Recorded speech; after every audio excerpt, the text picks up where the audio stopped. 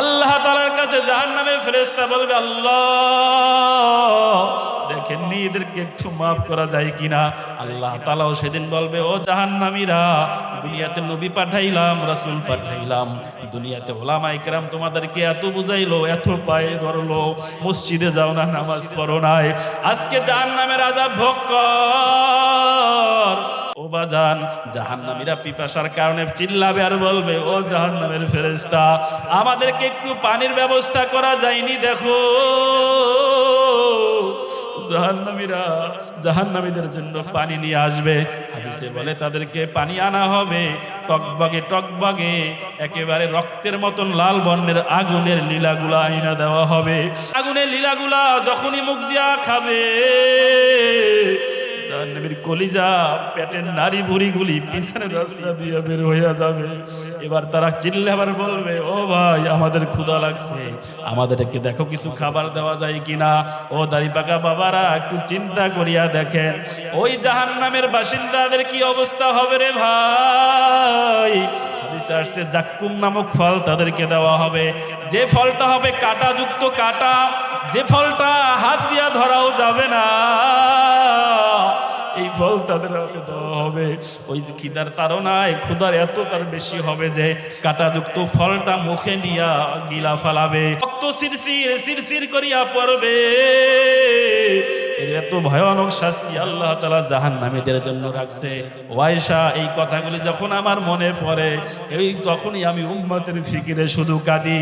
শুধু কি তাই রে ভাই, মানুষগুলি যখন এক এক করে করে ঈসা আলাইহিস সালাতু ওয়াস সালামের কাছে যাবে, ঈসা পয়গম্বর বলবে, আজকে আল্লাহ তাআলার সামনে একজন মাত্র কথা বলতে পারবে, শাফিউল উমাম হামারা নবী রোজে কিয়ামত শাফাআত করেগা আল্লাহ কে বাস গুনাহগার উম্মত।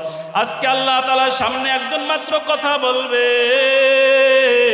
কোথায় যাবে আলেম, কোথায় যাবে মাতুব্বর, এমনকি নবীরা পর্যন্ত ইয়া নফসি বলে চিল্লাবে। আল্লাহ তাআলা কাছে কেউ কথা বলার সাহস করবে না।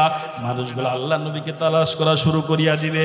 তালাশ করতে করতে যা দেখবে আল্লাহ নবী ওই কিয়ামতের ময়দানে এক কিনারায় ভাই সেজদায় পড়িয়া কাঁদে আর বলে, ইয়া হাবলি উম্মতি, ইয়া হাবলি উম্মতি। সমস্ত কিয়ামতবাসী আল্লাহ নবীর কাছে যাইয়া দাঁড়াবে, বলবে, আল্লাহ নবী গো, মাথা তুলেন। ওই জাহান্নামের ভয়ঙ্কর আওয়াজ, জাহান্নামের ভয়ঙ্কর গর্জন, ও আল্লাহ নবী আপনি একটু আমাদের জন্য সুপারিশ করেন। আল্লাহ নবী মাথা তুলবে না। আল্লাহ তাআলা দৃশ্য দেখিয়া ইতিমধ্যেই আল্লাহ তাআলা ঘোষণা দিবে, ও আল্লাহ নবী আপনি মাথা তুলেন। আল্লাহ নবী বলবে, ও আমার দয়াময় মালিক, আপনি যতক্ষণ আমার গুনাহগার উম্মতদেরকে মাফ না করবেন ততক্ষণ আমি নবী মাথা তুলবো না। আল্লাহ তাআলা বলবে, ও আমার নবী, ও আমার হাবিব, দুনিয়াতে বহুত কষ্ট করেছেন, তাইফের ময়দানে রক্ত ঝরাইছেন, আপনার দাঁত মোবারক শহীদ করেছেন, এত কষ্ট করেছেন, আপনি ক্ষুধার তাড়নায় পেটের ভিতরে আপনি পাথর বাঁধছেন। রে আল্লাহর বান্দা যুবক, খন্দকের যুদ্ধের আগে যখন মাঠ প্রস্তুতি করার জন্য খাল খনন করা হইল রে ভাই, সাহাবীরা 2-3 দিন পর্যন্ত কোনো খানা নাই, কোনো খানা খায় না। এক একজন সাহাবী ক্ষুধার তাড়নায় পেরেশান হইয়া গেছে। কিছু সাহাবী চলিয়া যায় আর বলে, আসো আমরা আল্লাহ নবীর কাছে যাই, ক্ষুধার তাড়নায় আমরা আর পারি না। আল্লাহ নবীর কাছে বলে, ও গো দয়াময় আল্লাহর নবী, বিশ্বনবী আমাদের এত ক্ষুধা, আমরা আর কাজ করতে পারি না। আল্লাহ নবী বলে, ও আমার সাহাবী, তোমরা মনে করেছো আমি নবী মনে হয় খুব খাই, আমার নবীর মনে হয় পেটে খানা আছে। ও সাহাবী, আল্লাহ নবী বলিয়া জামাটা জাগাইয়া দেখায়, এই যে দেখো আজকে 2 দিন পর্যন্ত আমি কোনো খানা খাই না, আমার পেটের দিকে তাকাও। সাহাবীরা লক্ষ্য করিয়া দেখে আল্লাহ নবীর পেটের ভিতরে 2টা পাথর দিয়া রশি দিয়া বাঁধা অবস্থায় আছে। সাহাবীরা চিৎকার দেয়, ও আল্লাহর নবী আপনি কি পরিমাণে ক্ষুধার্ত, আর কেমনে সহ্য করেন? ও আল্লাহর বান্দারা এত কষ্ট করিয়া 63 বছর জিন্দেগি কাটাইয়া গেল, আজও কবরে মদিনায় বসে বসে উম্মতি উম্মতি বলে কাঁদে। কিয়ামতের ময়দানেও যিনি উম্মতি উম্মতি বলিয়া কাঁদবেন, আল্লাহ তাআলা যখন বলবে ও আল্লাহ নবী আপনার উম্মতদেরকে আমি মাফ করিয়া দিলাম, এবার মাথা তুলেন। আল্লাহ নবী সিজদা থেকে মাথা তুলিয়া রে ভাই আল্লাহ নবী সমস্ত উম্মতদেরকে ডাক দিবে, ও আমার উম্মতেরা আসো আসো, ও আমার উম্মতেরা কালিমার পতাকা উড়াইয়া দিলাম রে ভাই, এই কালিমা পতাকার নিচে আসো, তোমাদেরকে নিয়ে আমি জান্নাতে চলে যাব। ও আমার উম্মত আসো, আমার কালিমার পতাকার তলে আসো। যে সমস্ত নবীর উম্মতেরা আল্লাহ নবীকে ভালোবাসতো, আল্লাহ নবীকে মহব্বত করত, আল্লাহ নবীর সুন্নাতগুলি পালন করত, ওই সমস্ত উম্মতেরা আল্লাহ নবীর পিছনে পিছনে ওগো পর্দার আড়ালের আম্মা জান, একটু চিন্তা করিয়া দেখেন ওই ভয়ানক অবস্থায় যদি পড়িয়া যায়, কিছু উম্মত আল্লাহ নবীর পিছনে পিছনে জান্নাতের দিকে চলে যাবে, আর কিছু উম্মত পায়ের ভিতরে ভেরি পড়ে যাবে, পা অপাস হয়ে যাবে, হাঁটতে পারবে না। আল্লাহ নবী তাকায়া দেখবে কিছু উম্মত আর হাঁটতে পারে না রে ভাই। আল্লাহ নবী বলবে ও উম্মত তোমরা কেন আসো না, তোমাদের জন্যই তো আমি কাঁদি। উম্মতরা পেরেশান হয়ে যায়, বলবে আল্লাহ নবী আমরা আর হাঁটতে পারি না। আল্লাহ তাআলা বলবে আমার আল্লাহর দোস্ত, ও আমার নবী এই উম্মতেরা তো আপনার সঠিক উম্মত না, আপনার উম্মতের জমানায় পয়দা হইছে কিন্তু আপনাকে ভালোবাসে নাই, আপনার দাড়ি রাখে নাই, আপনাকে মহব্বত করে নাই, সুন্নাতের উপরে আমল করে নাই। আমি তো বলেছি আপনার উম্মতদেরকে মাফ করব, এদেরকেও তো আমি মাফ করার কথা বলি নাই। আল্লাহ নবীও সেদিন বলবে সোহকান সোহকান, ও দাড়ি পাকা বাবা, ও পর্দার আলের আম্মা জানেরা, চিন্তা করিয়া দেখো যদি ওই অবস্থায় পড়িয়া যায় আমাদের হালত কি হবে। এজন্য এখনো সময় আছে, জীবনটাকে পরিবর্তন করো রে ভাই, দাড়িটাকে লম্বা করিয়া সব সময়ের জন্য 5 ওয়াক্ত নামাজ জামাতে পড়ো, আল্লাহ নবীর সুন্নাতটাকে জিন্দা করো, সন্তানটাকে দিন শিখাও, সন্তানটাকে ইসলাম দ্বীনের জ্ঞানটা শিক্ষা দাও, সন্তানটাকে মাদ্রাসায় ভর্তি করিয়া দাও। কারণ আল্লাহ নবী বলে যে আমার উম্মত একটা সন্তানকে আলেম বানাবে, হাফেজ বানাবে, কিয়ামতের ময়দানে ওই হাফেজে আলেমের বাবা এত সম্মান দিবে, এত ইজ্জত দিবে, কিয়ামতের ময়দানে তাদের মাথার উপরে নূরের টুপি পরাইয়া মুকুটযুক্ত সিংহাসনে বসানো হবে। সুবহানাল্লাহ। আরে আল্লাহর বান্দা ভালো করিয়া বুঝো, আল্লাহ তাআলা হাফেজে কোরআনের আব্বাকে সেদিন ডাকবে, আলেমের বাবাকে ডাকবে, ওগো আলেমের বাবা, ওগো হাফেজে কোরআনের মা, আসো আসো, আজকে তোমাদেরকে আমি ইজ্জত দিব, আজকে এই নূরের তৈরি সিংহাসনে বসো, আর তোমাদের মাথার ভিতরে নূরের টুপি তোমরা গ্রহণ করো। ওগো হাফেজে কোরআনের বাবা মা, তোমাদের ইজ্জত শুধু এখানেই শেষ না, তোমাদেরকে আমি জান্নাত দান করব। আর হাফেজে কোরআনকে বলবে আল্লাহ, ও হাফেজে কোরআন, ও আলেম, দুনিয়াতে কষ্ট করি আমার দ্বীনের উপরে অটল রইছো, আজকে তোমাদেরকে আমি বেইজ্জতি করব না, আজকে তোমাদেরকে আমি অসম্মান করব না।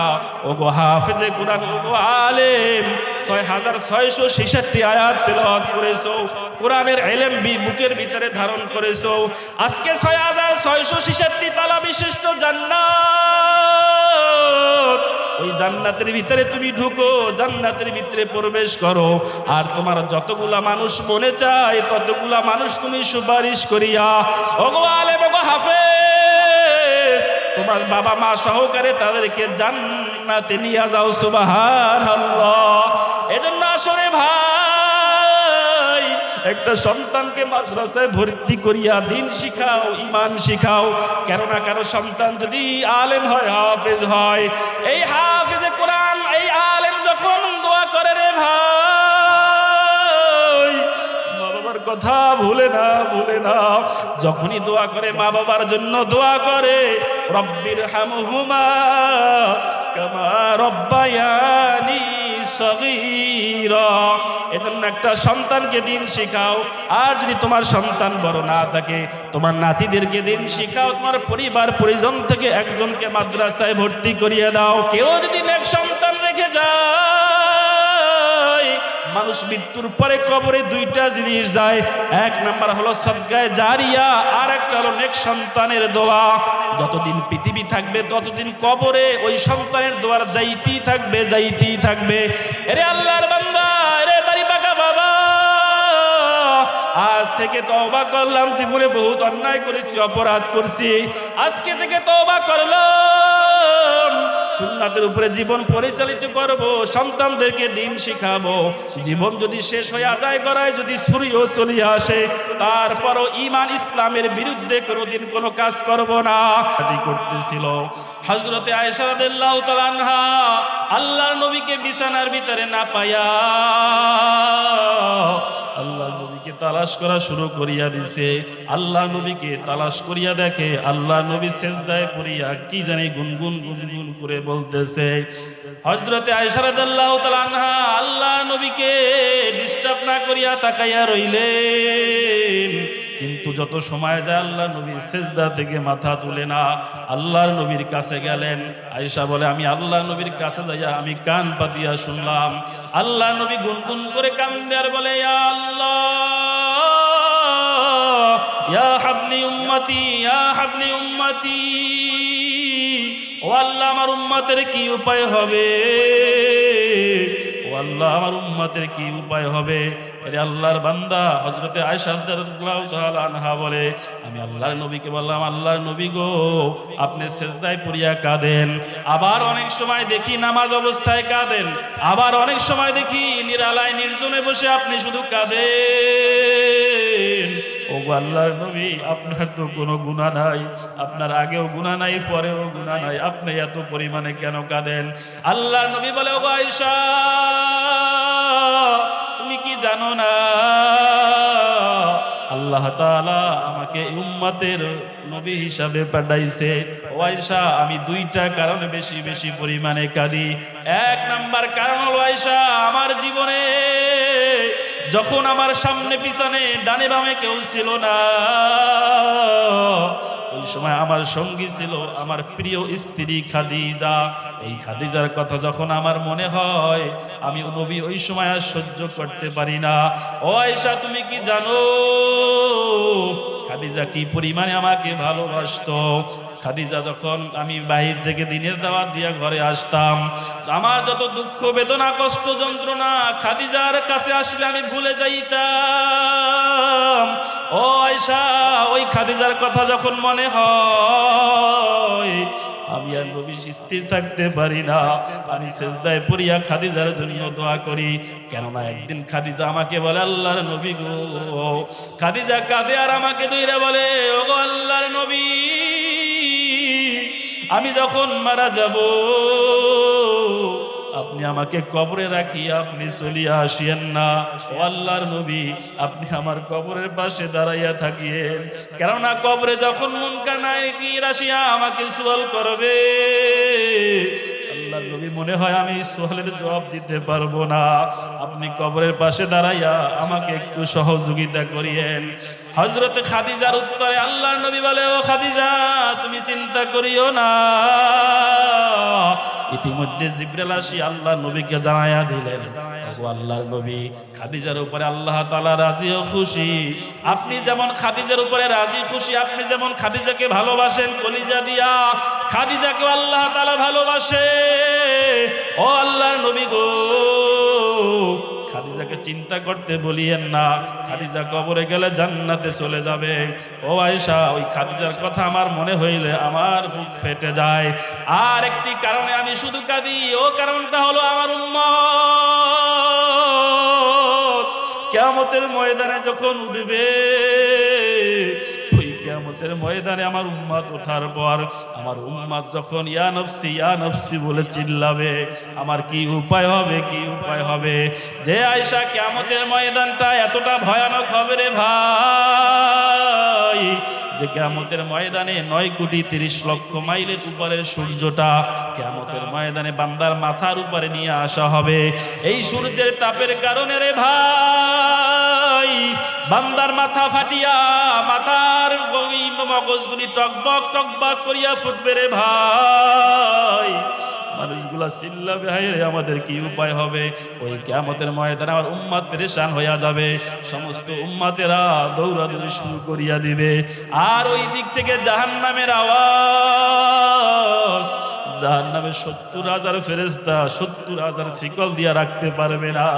জাহান্নাম আওয়াজ দিয়ে বলবে, আল্লাহ আমার ভিতরে জাহান্নামীকে দাও, ও আল্লাহ আমার পেটে জাহান্নামীকে দাও। ওই ভয়ানক অবস্থার কথা যখন আমার মনে হয়, আমি নবীর স্থির থাকতে পারি না, ওই জন্য আমি বেশি বেশি কাঁদি। এরে আল্লাহর বান্দা যুবক, কোন আল্লাহর নবীকে ভালোবাসি আসো, আল্লাহ নবীর সুন্নাতকে জিন্দা করো রে ভাই। আল্লাহ নবী বলে কিয়ামতের ময়দানে মানুষগুলো আদম আলাইহিস সালাতু ওয়াস সালামের কাছে যাবে। আদম আলাইহিস সালাতু ওয়াস সালাম সেদিন বলবে, লা হাদরি, আমার দ্বারা সম্ভব না। অন্য অন্য নবীদের কাছে যাবে, কেউ সেদিন সুপারিশ করার জন্য রাজি হবে না রে আয়েশা। সমস্ত মানুষগুলা পাগলের মতো হইয়া যাবে। জাহান্নামের ভয়ানক আওয়াজ, জাহান্নামের ভয়ানক আওয়াজ। বাঘ যেমন গর্জন দেয়, সিংহ যেমন গর্জন দেয়, ওই জাহান্নাম ওই রকম গর্জন দিয়া জাহান্নামীকে খাওয়ার জন্য আগাইয়া আসবে। ও আয়েশা, ওই মানুষগুলি পাগলের মতন হইয়া যাবে রে। হযরতে ঈসা আলাইহিস সালাতু ওয়াস সালামের কাছে যখন আসবে, ঈসা পয়গম্বর বলবে, ও কিয়ামতবাসীরা, আজকে আল্লাহ তাআলার সামনে কথা বলার কারো সুযোগ নাই রে ভাই। আজকে কিয়ামতের ময়দানে আল্লাহর সামনে কথা বলতে পারবেন একমাত্র আখেরি নবী মুহাম্মাদুর রাসূলুল্লাহ সাল্লাল্লাহু আলাইহি ওয়াসাল্লাম। ওই কিয়ামতবাসী আল্লাহর নবীকে তালাশ করা শুরু করিয়া দিবে। আরে আল্লাহর বান্দা ভালো করিয়া বুঝিও, আল্লাহর নবী দুনিয়াতে 63 বছর জিন্দেগি কাটাইয়া গেল। মাদানী জীবন, মাক্কি জীবনে আল্লাহর নবী এত পরিমাণে কাঁদলো।